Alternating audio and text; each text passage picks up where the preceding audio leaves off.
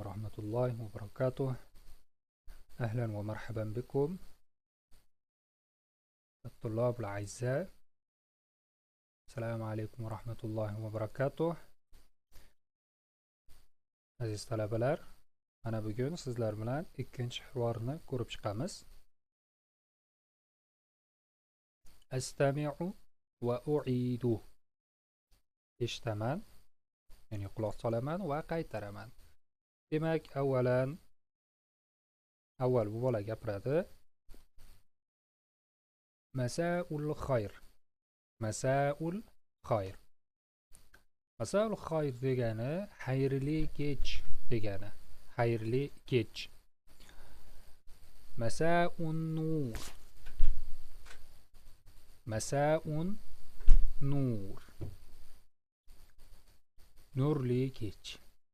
Demak, arab tilida mana shu uslubda salomlashishimiz yoki xayrlashishimiz mumkin ekan. Va bu ayol aytadi: kayfal hal. O'tgan darsda o'rganganimizdek, kayfal hal. Ahvollar qanday? Va javob: bi xayrin valhamdulillah. Bi xayrin valhamdulillah. Yaxshi, Allohga shukr.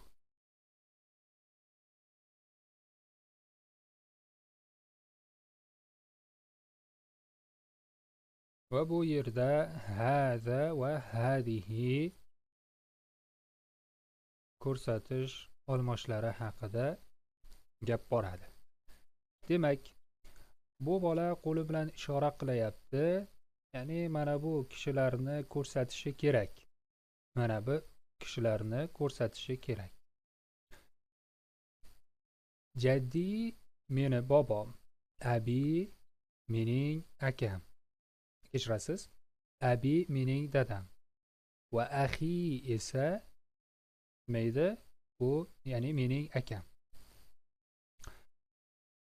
Muzakkar jinsiga aloqador shaxslar yoki so'zlarni ko'rsatish kerak bo'lganda biz hada, ya'ni bu degani ko'rsatish olmoshidan foydalanamiz.